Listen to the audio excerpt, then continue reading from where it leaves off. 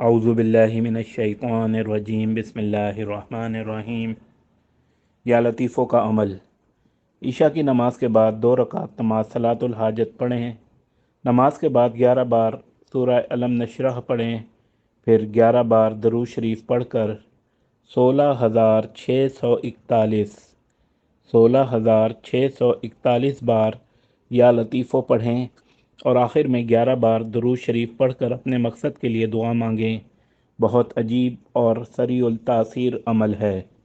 عمل کا طریقہ یہ ہے کہ 129 دانے والی تسبیح لے کر قبلہ رخ بیٹھ جائیں۔ ایک تسبیح پڑھ کر ان چاروں آیات کو پڑھیں یا ان میں سے کسی ایک آیت کو پڑھیں۔ آیت نمبر 1، لا تدرکہ الابصار وہو یدرک الابصار وہو اللطیف الخبیر۔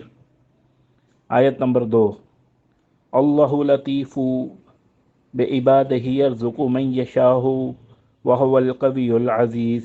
آیت نمبر 3، اللہ یعلم من خلق وہو اللطیف الخبیر۔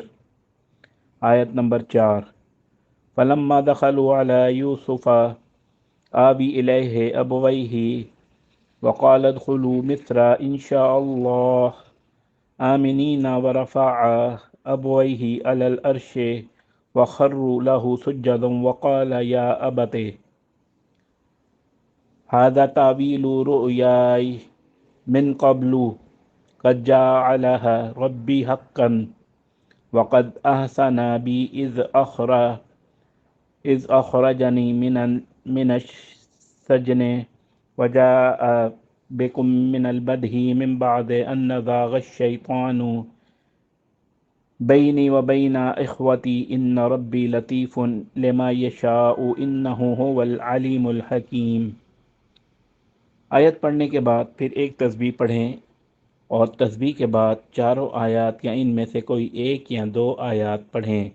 یہ عمل 129 بار دہرائیں، اس طرح عدد پورا ہو جائے گا، یعنی 129 دانوں والی تسبیح 129 بار پڑھنی ہے۔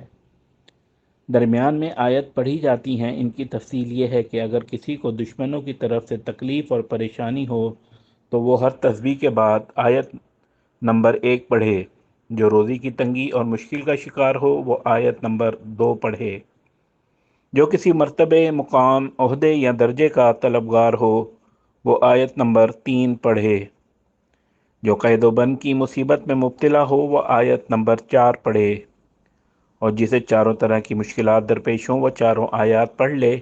اس طرح 2 یا 3 آیات بھی حسب ضرورت پڑھ سکتے ہیں۔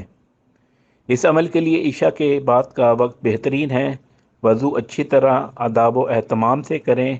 عمل توجہ اور محبت کے ساتھ اللہ تعالیٰ کی رضا کے لیے ذکر اللہ کی نیت سے کریں اور تواضع اختیار کریں۔ یاد رکھیں، یا لطیف کا اکثیر عمل اسے بہت فائدہ دیتا ہے جو تواضع اختیار کرنے والا ہو سکے تو زندگی میں ایک بار یہ عمل ضرور کر لیں، تب زندگی کا رخ آسانیوں اور رحمتوں کی طرف ہو جاتا ہے، اور اگر توفیق ملے تو بار بار کریں۔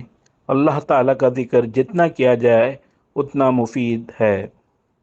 یہ عمل کرنے کے بعد اگر روزانہ 129 بار یا لطیف کو پڑھنا معمول بنا لیں اور آخر میں کوئی آیت بھی پڑھ لیا کریں تو بے حد مفید ہے۔ جزاک اللہ۔